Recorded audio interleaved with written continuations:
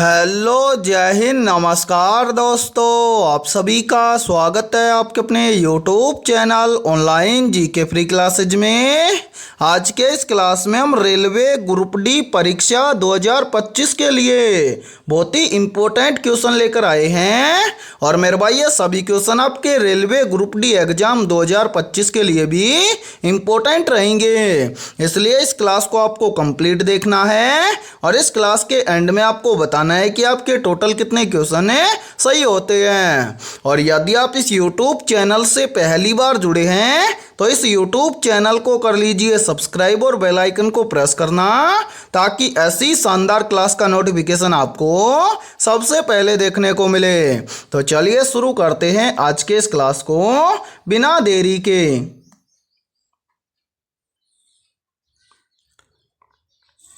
पहला प्रश्न है आप सभी के सामने।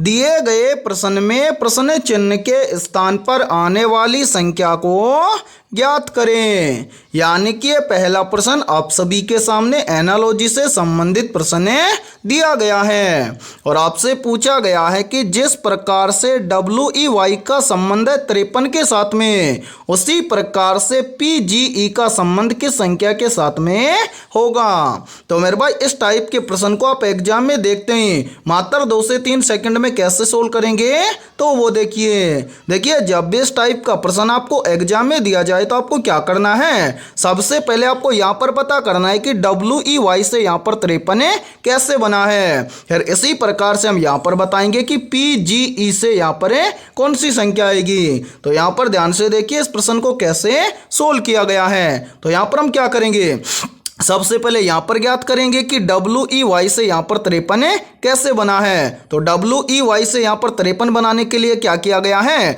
सबसे पहले इन तीनों अल्फाबेट लेटर का क्या किया गया है, नंबरिंग किया गया है। तो मेरे भाई यहाँ पर ध्यान से देखिए W आता है कितने नंबर पर, 23 नंबर पर है। उसके बाद में E आता है 5 नंबर पर है। उसके बाद में Y आता है 25 नंबर पर है। अब क्या किया गया है, इन तीनों संख्याओं को आपस में जोड़ा गया है। तो यहाँ पर ध्यान से देखिए 23 और 5 मिलकर बन जाएगा 28, 28 और 25 मिलकर बन जाएगा 53। और ध्यान से देखिए 53 यहाँ पर आप सभी के सामने दिया गया है। अब यही सेम लॉजिक हम लगाएंगे यहाँ पर PGE के अंदर है और इस प्रश्न चिन्ह की वैल्यू हमें ज्ञात करेंगे। तो करेंगे क्या, सबसे पहले तो इन तीनों अल्फाबेट लेटर का हम क्या करेंगे, नंबरिंग करेंगे और जो नंबर आएगा उन सभी को आपस में ऐड कर लेंगे। तो यहाँ पर ध्यान से देखिए पहला लेटर है P आता है मेरे भाई कितने नंबर पर, 16 नंबर पर है। P के बाद में है G आता है 7 नंबर पर है। G के बाद में है E आता है 5 नंबर पर है। अब यहाँ पर देखिए इन तीनों संख्याओं को हम क्या कर देंगे, आपस में ऐड कर देंगे। तो यहाँ पर देखिए मेरे भाई 16 और 7 कितना हो जाएगा, 23, 23 और 5 कितना हो जाएगा 28। यानी कि यहाँ पर इन तीनों संख्याओं को आपस में ऐड कर देंगे तो यहाँ पर टोटल बन जाएगा 28। यानी कि PGE का संबंध हो जाएगा संख्या 28 के साथ में। अब हमें देखना है कि संख्या 28 किसी ऑप्शन में है। तो हाँ सर, संख्या 28 हमें दी गई है ऑप्शन ए के अंदर है। तो पहले प्रश्न के अंदर ऑप्शन ए हो जाएगा सभी का करेक्ट आंसर है। तो उम्मीद करता हूं कि पहला प्रश्न आपको अच्छे से क्लियर हो गया होगा। और जब भी इस टाइप का प्रश्न आपको एग्जाम में दिया जाएगा तो आप फटाफट से सोल्व कर लेंगे, ठीक है। तो चलिए फिर अगला प्रश्न देखते हैं। दूसरा प्रश्न है आप सभी के सामने। यदि दर्पण प्रतिबिंब में समय 8:28 हो रहा है तो घड़ी में वास्तविक समय ज्ञात करें। तो मेरे भाई इस टाइप के प्रश्न को आप एग्जाम में देखते ही फटाफट से कैसे सोल्व करेंगे, तो वो देखिए इस टाइप के प्रश्न को एग्जाम में सोल्व करने का एक बहुत ही छोटा सा फॉर्मूला है। और यदि वो फॉर्मूला आपको याद है तो आप इस टाइप के प्रश्न को एग्जाम में देखते ही सोल्व कर लोगे। कैसे, तो वो देखिए मेरे भाई जब भी आपको एग्जाम के अंदर दर्पण प्रतिबिंब में समय दिया जाए और घड़ी में वास्तविक समय पूछे तो आपको क्या करना है, दिए गए समय समय को 11:60 में से घटा देना है। ठीक है, तो पूछा गया समय क्या होगा, ज्ञात हो जाएगा। या फिर आपको प्रश्न ऐसे दे दिया जाए कि घड़ी में वास्तविक समय ये है और दर्पण प्रतिबिंब का समय ज्ञात करें, तब भी आपको क्या करना है, 11:60 में से दिए गए समय को घटा देना है। तो यहां पर देखिए हमें दर्पण प्रतिबिंब में समय दिया गया है 8:28 और घड़ी में वास्तविक समय हमसे पूछा गया है। तो हम क्या करेंगे, 8:28 को क्या कर देंगे, 11:60 में से घटा देंगे। तो मेरे भाई यहां पर ध्यान से देखिए, यदि हम 60 में से 28 को घटा देंगे तो यहां पर बच जाएगा 32। ठीक है, उसी प्रकार से यहां पर देखिए 11 में से 8 को घटा देंगे तो यहां पर बच जाएगा 3।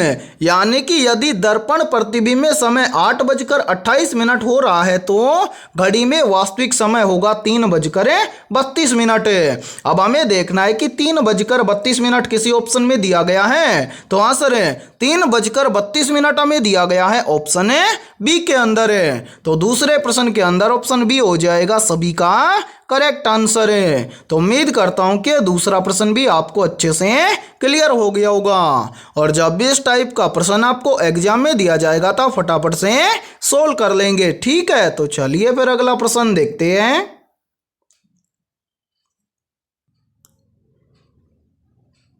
तीसरा प्रश्न है आप सभी के सामने, नीचे दिए गए प्रश्न में प्रश्न चिन्ह के स्थान पर आने वाली संख्या को ज्ञात करें। यानी कि ये तीसरा प्रश्न आप सभी के सामने नंबर एनालॉजी से संबंधित प्रश्न दिया गया है। और मेरे भाई इस टाइप के प्रश्न आपके एग्जाम में लगभग 2 से 3 पूछे जाते हैं। तो इस टाइप के प्रश्न को आप एग्जाम में देखते ही फटाफट से कैसे सोल्व करेंगे, तो वो देखिए जब भी इस टाइप का प्रश्न आपको एग्जाम में दिया जाए तो आपको क्या करना है, सबसे पहले आपको यहां पर पता करना है कि जिस प्रकार से 16 का संबंध है 10 के साथ में, उसी प्रकार से हम क्या करेंगे, यहां पर बताएंगे कि 18 का संबंध किस संख्या के साथ में होगा। तो मेरे भाई यहां पर देखिए 90% स्टूडेंट यहां पर बोलेंगे कि सर 16 से यहां पर 10 बन जाएगा कैसे। यदि हम क्या कर दें, इस 16 में से -6 कर दें तो यहां पर बन जाएगा 10 और 10 यहां पर हमारे सामने दिया भी गया है। तो मेरे भाई यही सेम लॉजिक हम लगाएंगे किसके अंदर, 18 के अंदर है और 18 से इस प्रश्न चिन्ह की वैल्यू ज्ञात करेंगे। तो करेंगे क्या, जिस प्रकार से 16 में से -6 किया गया है उसी प्रकार से 18 में से भी क्या कर देंगे, -6 कर देंगे। तो 18 में से -6 करेंगे तो यहां पर कितना बचेगा, 12। यानी कि इस प्रश्न चिन्ह के स्थान पर कितना आना चाहिए, 12। लेकिन हम देखेंगे कि किसी ऑप्शन के अंदर 12 दिया गया है, तो यहां पर ध्यान से देखिए किसी भी ऑप्शन के अंदर हमें 12 नहीं दिया गया है। यानी कि हम इस प्रश्न को इस लॉजिक के आधार पर सोल्व नहीं कर सकते हैं। तो मेरे भाई इस टाइप के प्रश्न को आप एग्जाम में सोल्व कैसे करेंगे, तो वो देखिए जब भी इस टाइप का प्रश्न एक लॉजिक से सोल्व ना हो तो आपको क्या करना है, दूसरा लॉजिक लगाना है। अब मेरे भाई यहां पर देखिए दूसरे लॉजिक के आधार पर इस प्रश्न को सोल्व किया गया है कैसे। तो यहां पर देखिए मेरे भाई यहां पर देखिए 16 से यहां पर 10 बनाने के लिए क्या किया गया है, सबसे पहले तो इस 16 को 2 से किया गया है भाग। तो यहां पर देखिए 16 को 2 से भाग कर देंगे तो यहां पर कितना बचेगा, 8 है। और यदि हम इस 8 के अंदर क्या कर दें, +2 कर दें तो 8 और 2 मिलकर बन जाएगा 10। और ध्यान से देखिए 10 यहां पर आप सभी के सामने दिया गया है। अब यही सेम लॉजिक हम लगाएंगे 18 के अंदर है और 18 से इस प्रश्न चिन्ह की वैल्यू ज्ञात करेंगे। तो करेंगे क्या, सबसे पहले तो मेरे भाई इस 18 को हम क्या कर देंगे, 2 से भाग कर देंगे। तो ध्यान से देखिए यदि हम 18 को 2 से भाग कर देंगे तो यहां पर कितना आएगा, 9। और 9 के अंदर यहां पर +2 कर देंगे तो 9 और 2 मिलकर बन जाएगा 11। यानी कि इस प्रश्न चिन्ह के स्थान पर संख्या भरी जाएगी 11। अब हमें देखना है कि संख्या 11 किसी ऑप्शन में है, तो आंसर है संख्या 11 में दी गई है ऑप्शन है डी के अंदर है। तो तीसरे प्रश्न के अंदर ऑप्शन डी हो जाएगा सभी का करेक्ट आंसर है। तो उम्मीद करता हूं कि तीसरा प्रश्न भी आपको अच्छे से क्लियर हो गया होगा। और जब भी इस टाइप का प्रश्न आपको एग्जाम में दिया जाएगा तो फटाफट से सोल्व कर लेंगे। ठीक है, और यहां पर देखिए आप सभी के लिए बहुत ही इंपॉर्टेंट सूचना है यदि आप पहली बार के अंदर रेलवे ग्रुप डी एग्जाम 2025 को क्रैक करना चाहते हैं तो मेरे भाई हमने आपके रेलवे ग्रुप डी एग्जाम 2025 के लिए जीके, जीएस, साइंस, मैथमेटिक्स और रीजनिंग यानी कि ऑल सब्जेक्ट के ऊपर मोस्ट इंपोर्टेंट क्वेश्चनों का मास्टर पीडीएफ सेट तैयार किया है। और जो भी अभ्यर्थी ये मास्टर पीडीएफ सेट लेना चाहता है वो हमारे इस व्हाट्सएप नंबर पर कांटेक्ट करके ले सकता है। और मेरे भाई इस मास्टर पीडीएफ सेट की प्राइस हमने रखी है मात्र और मात्र 51 रुपए, यानी कि 51 रुपए की फीस के अंदर आपको ऑल सब्जेक्ट के ऊपर मास्टर पीडीएफ सेट दिया जाएगा। और मेरे भाई इस मास्टर पीडीएफ सेट के अंदर हमने रामबाण क्वेश्चनों को शामिल किया है। तो जल्दी से जाइए और इस व्हाट्सएप नंबर पर आप कांटेक्ट करके इस पीडीएफ सेट को ले लीजिए और एग्जाम से पहले अपनी तैयारी को मजबूत बना लीजिए। ठीक है, तो चलिए फिर अगला प्रश्न देखते हैं।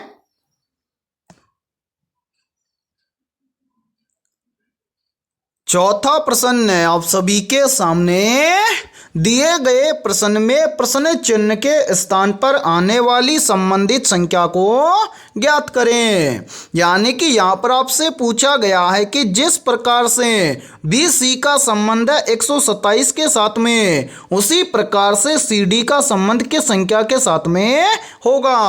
और मेरे भाई ये प्रश्न RRB ग्रुप डी एग्जाम 2022 के अंदर पूछा गया प्रश्न है। तो इस टाइप के प्रश्न को आप एग्जाम में देखते ही फटाफट से कैसे सोल्व करेंगे तो वो देखिए जब भी इस टाइप का प्रश्न आपको एग्जाम में दिया जाए तो आपको क्या करना है, सबसे पहले आपको यहां पर पता करना है कि BC से यहां पर 127 कैसे बना है। यानी कि जिस प्रकार से BC से 127 बना है सेम उसी प्रकार से हम यहां पर बताएंगे कि CD से इस प्रश्न चिन्ह के स्थान पर कौन सी संख्या आएगी। तो मेरे भाई यहां पर ध्यान से समझिए इस प्रश्न को किस लॉजिक के आधार पर सोल्व किया गया है। तो सबसे पहले हम क्या करेंगे, यहां पर पता करेंगे कि BC से यहां पर 127 कैसे बना है। तो मैंने आपको पहले भी बताया था जब भी आपको अल्फाबेट लेटर से यहां पर संख्या बनानी हो तो आपको क्या करना है, सबसे पहले आपके सामने जितने भी अल्फाबेट लेटर दिए गए हैं उन सभी का आपको करना है नंबरिंग। तो यहां पर ध्यान से देखिए सबसे पहले हम क्या करेंगे, BC का नंबरिंग करेंगे। तो देखिए B आता है कितने नंबर पर, 2 नंबर पर है। उसके बाद में क्या है C आता है मेरे भाई कितने नंबर पर, 3 नंबर पर है। अब इन दोनों संख्याओं का क्या किया गया है, सबसे पहले आपस में जोड़ा गया है। तो यहाँ पर देखिए 2 और 3 को आपस में जोड़ देंगे तो यहाँ पर बन जाएगा कितना, 5। अब 5 से 127 बनाने के लिए क्या किया गया है, इस 5 का किया गया है क्यूब। 5 का क्यूब कितना होता है, तो मेरे भाई 5 का क्यूब होता है 125। और इस 125 के अंदर यहां पर +2 करके मेरे भाई यहां पर लिखा गया है 127। और ध्यान से देखिए 127 यहां पर आप सभी के सामने दिया गया है। अब यही सेम लॉजिक हम लगाएंगे CD के अंदर है और CD से इस प्रश्न चिन्ह की वैल्यू ज्ञात करेंगे। तो करेंगे क्या, सबसे पहले तो CD का हम क्या करेंगे, नंबरिंग करेंगे। तो यहां पर ध्यान से देखिए C आता है कितने नंबर पर, 3 नंबर पर है। उसके बाद में D आता है कितने नंबर पर, 4 नंबर पर है। अब हम क्या करेंगे, इन दोनों संख्याओं को आपस में जोड़ देंगे तो 3 और 4 मिलकर बन जाएगा 7। अब मेरे भाई यहां पर हम क्या करेंगे, 7 का कर देंगे क्यूब। 7 का क्यूब कितना होता है, तो मेरे भाई 7 का क्यूब होता है 343। और इस 343 के अंदर भी हम क्या कर देंगे, +2 कर देंगे। तो 343 और 2 मिलकर बन जाएगा 345। यानी कि इस प्रश्न चिन्ह के स्थान पर संख्या भरी जाएगी 345। अब हमें देखना है कि संख्या 345 किसी ऑप्शन में है। तो हाँ सर संख्या 345 हमें दी गई है ऑप्शन B के अंदर है। तो चौथे प्रश्न के अंदर ऑप्शन B हो जाएगा सभी का करेक्ट आंसर है। तो उम्मीद करता हूं कि चौथा प्रश्न भी आपको अच्छे से क्लियर हो गया होगा। और जब भी इस टाइप का प्रश्न आपको एग्जाम में दिया जाएगा तो फटाफट से सोल्व कर लेंगे। और मेरे भाई इसी टाइप के प्रश्न आपके एग्जाम के अंदर पूछे जाते हैं। ठीक है, तो चलिए फिर अगला प्रश्न देखते हैं।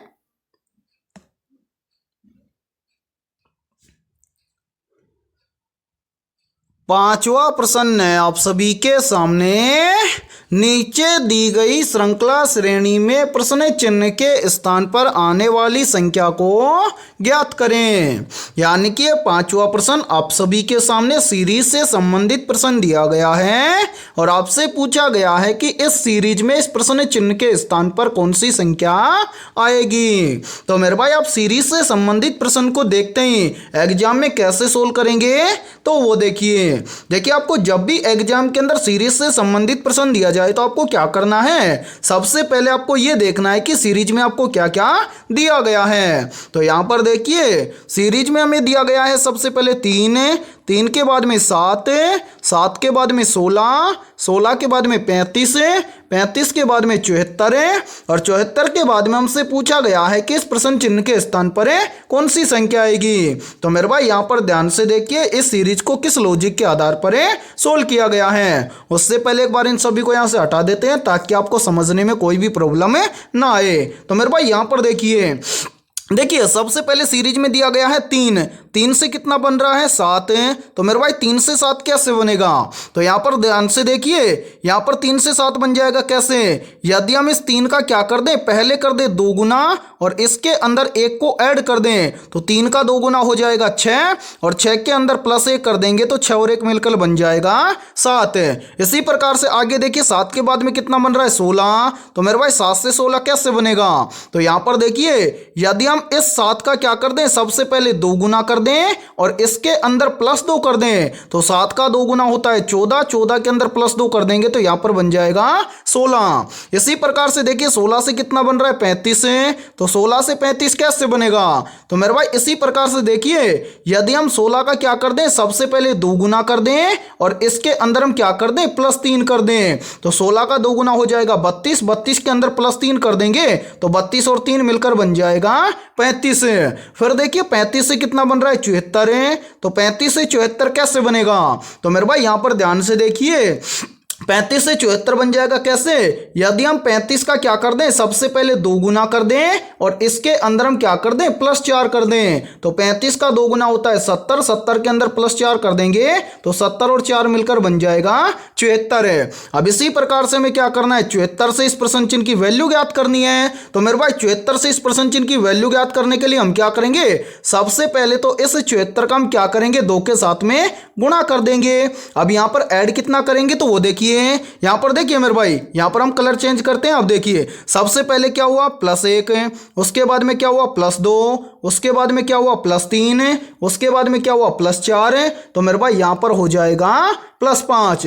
तो मेरे भाई 74 का 2 गुना कितना होता है, तो मेरे भाई 74 का 2 गुना होता है 148 और 148 के अंदर हम क्या कर देंगे +5 कर देंगे तो 148 और 5 मिलकर बन जाएगा 153। यानी कि इस प्रश्न चिन्ह के स्थान पर संख्या भरी जाएगी 153। अब हमें देखना है कि संख्या 153 किसी ऑप्शन में है, तो आंसर है संख्या 153 में दी गई है ऑप्शन डी के अंदर है। तो 5वें प्रश्न के अंदर ऑप्शन डी हो जाएगा सभी का करेक्ट आंसर है। तो उम्मीद करता हूं कि 5वां प्रश्न भी आपको अच्छे से क्लियर हो गया होगा और जब भी इस टाइप का प्रश्न आपको एग्जाम में दिया जाएगा तो फटाफट से सोल्व कर लेंगे। ठीक है, तो चलिए फिर अगला प्रश्न देखते हैं।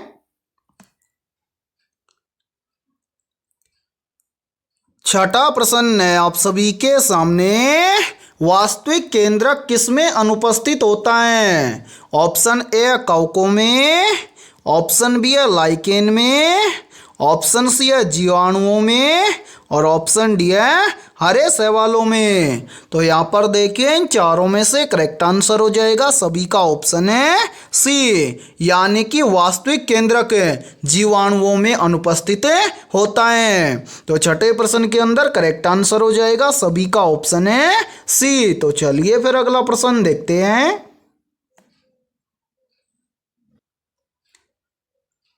सातवां प्रश्न है आप सभी के सामने, निम्नलिखित में से कौन सा रोग जीवाणु के कारण होता है।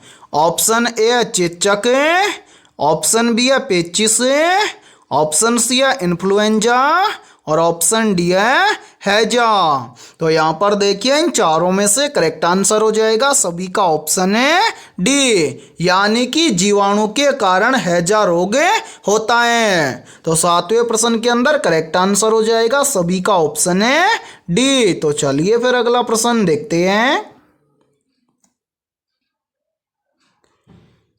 8वां प्रश्न है आप सभी के सामने, निम्नलिखित में से किसके द्वारा दूध खट्टा होता है। तो यहाँ पर देखिए इन चारों में से करेक्ट आंसर हो जाएगा सभी का ऑप्शन है बी, यानी कि बैक्टीरिया के द्वारा दूध खट्टा होता है। तो 8वें प्रश्न के अंदर करेक्ट आंसर हो जाएगा सभी का ऑप्शन है बी। तो चलिए फिर अगला प्रश्न देखते हैं।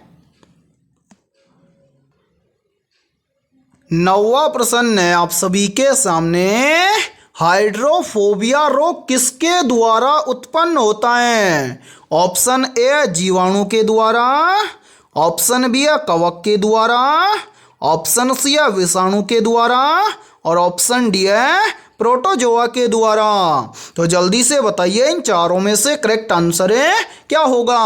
आपसे पूछा गया है कि हाइड्रोफोबिया रोग किसके द्वारा उत्पन्न होता है। तो यहाँ पर देखिए इन चारों में से करेक्ट आंसर हो जाएगा सभी का ऑप्शन है सी, यानी कि हाइड्रोफोबिया रोग मेरे भाई विषाणु के द्वारा उत्पन्न होता है। तो 9वें प्रश्न के अंदर करेक्ट आंसर हो जाएगा सभी का ऑप्शन है सी। और मोस्ट इंपोर्टेंट प्रश्न है ये, चाहे तो आप इस प्रश्न का स्क्रीनशॉट ले सकते हैं या फिर आप इस प्रश्न को अपनी नोटबुक के अंदर आप नोट भी कर सकते हैं। और मेरे भाई यहाँ पर देखिए, यदि ये क्लास आपको पसंद आ रही है तो जल्दी से एक बार इस क्लास को लाइक कर दीजिए। और यदि आप हमारे इस YouTube चैनल से पहली बार जुड़े हैं तो इस YouTube चैनल को कर लीजिए सब्सक्राइब और बेल आइकन को प्रेस करना, ताकि ऐसी शानदार क्लास का नोटिफिकेशन आपको सबसे पहले देखने को मिले। और आज की इस क्लास के अंदर हमने बहुत ही इंपॉर्टेंट क्वेश्चनों को कवर किया है और सेम इसी लेवल के क्वेश्चन आपके ग्रुप डी एग्जाम के अंदर पूछे जाएंगे। ठीक है, तो सभी को क्लास को कंप्लीट देखना है और क्लास के एंड में आपको बताना है कि आपके टोटल कितने क्वेश्चन सही होते हैं। ठीक है, तो चलिए फिर अगला प्रश्न देखते हैं। 10वां प्रश्न है आप सभी के सामने, शैवालों की कोशिका भित्ति किसकी बनी होती है। मेरे भाई वेरी वेरी इंपॉर्टेंट प्रश्न है ये। तो सभी के सभी अभ्यर्थी कमेंट सेक्शन के अंदर कमेंट करके बताएंगे कि इन चारों में से करेक्ट आंसर क्या होगा। आपसे पूछा गया है कि शैवालों की कोशिका भित्ति किसकी बनी होती है। तो यहाँ पर देखिए इन चारों में से करेक्ट आंसर हो जाएगा सभी का ऑप्शन है सी, यानी कि शैवालों की कोशिका भित्ति बनी होती है सेल्यूलोज की। तो 10वें प्रश्न के अंदर करेक्ट आंसर हो जाएगा सभी का ऑप्शन है सी। तो चलिए फिर अगला प्रश्न देखते हैं।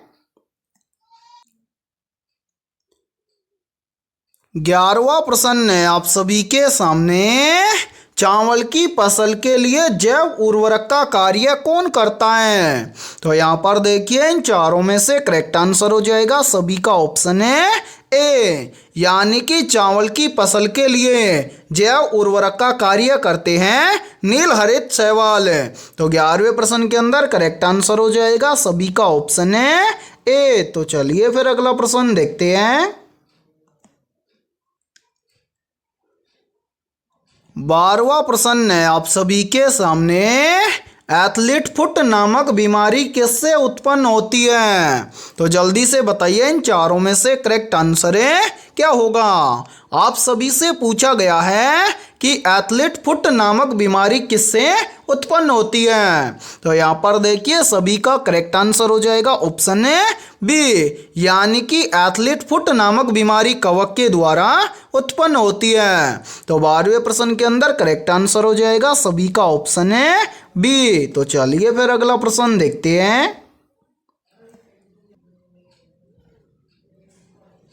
13वां प्रश्न है आप सभी के सामने, निम्नलिखित में से कौन सा एक जीवित जीवाश्म है? मेरे भाई इंपॉर्टेंट प्रश्न है ये, चाहे तो आप इस प्रश्न का स्क्रीनशॉट भी ले सकते हैं। तो जल्दी से बताइए इन चारों में से करेक्ट आंसर है क्या होगा?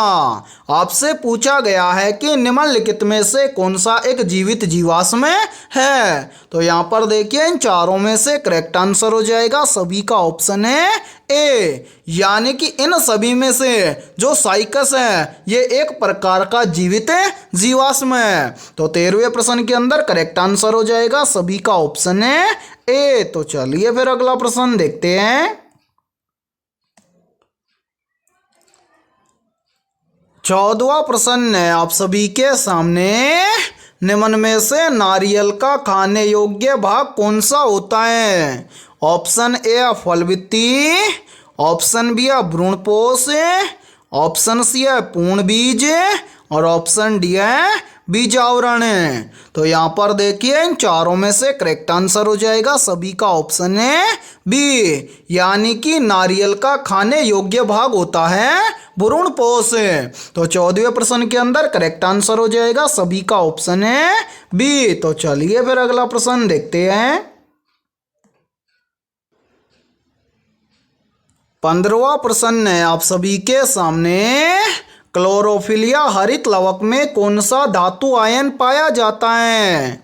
ऑप्शन ए लोहा, ऑप्शन बी है मैग्नीशियम, ऑप्शन सी है जस्ता और ऑप्शन डी है कोबाल्ट।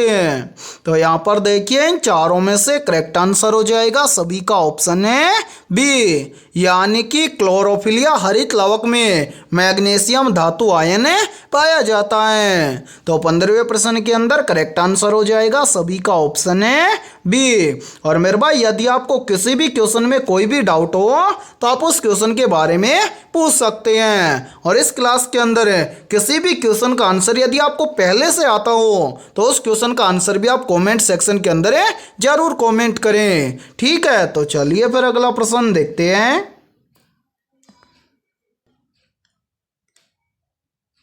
16वां प्रश्न है आप सभी के सामने, प्रकाश संश्लेषण में पौधे कौन सी गैस का अवशोषण करते हैं?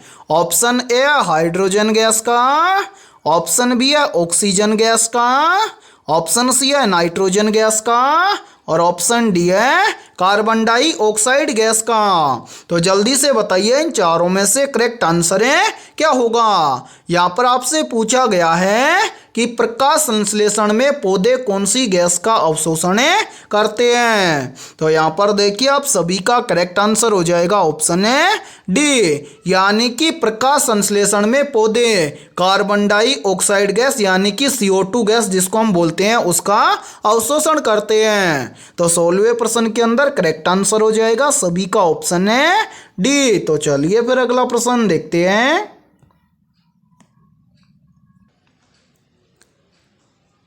17वां प्रश्न है आप सभी के सामने, निम्न में से पौधों की लंबाई में वृद्धि के लिए आवश्यक नहीं है। तो यहाँ पर देखिए इन चारों में से करेक्ट आंसर हो जाएगा सभी का ऑप्शन है ए, यानी कि पौधों की लंबाई में वृद्धि के लिए सोडियम आवश्यक नहीं है। तो 17वें प्रश्न के अंदर करेक्ट आंसर हो जाएगा सभी का ऑप्शन है ए। तो चलिए फिर अगला प्रश्न देखते हैं।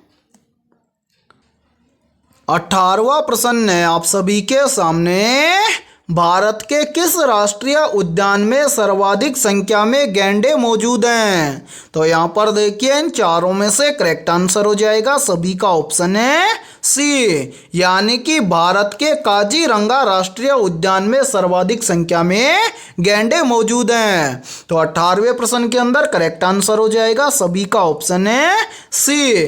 और मेरे भाई यहाँ पर देखिए यहीं से एक क्वेश्चन और बनता है और ये क्वेश्चन भी काफी बार एग्जाम के अंदर पूछा जाता है कि काजीरंगा राष्ट्रीय उद्यान किस राज्य में स्थित है। तो मेरे भाई याद रखना काजीरंगा राष्ट्रीय उद्यान भारत के असम राज्य में स्थित है। ठीक है, और यहीं से देखिए एक क्वेश्चन और बनता है, और ये क्वेश्चन भी काफी बार एग्जाम के अंदर पूछा जाता है कि एक सींग वाले गैंडे असम राज्य के किस उद्यान में पाए जाते हैं। तो मेरे भाई याद रखना, जो असम राज्य का काजीरंगा राष्ट्रीय उद्यान है, इसमें एक सींग वाले गैंडे पाए जाते हैं। ठीक है, तो चलिए फिर अगला प्रश्न देखते हैं।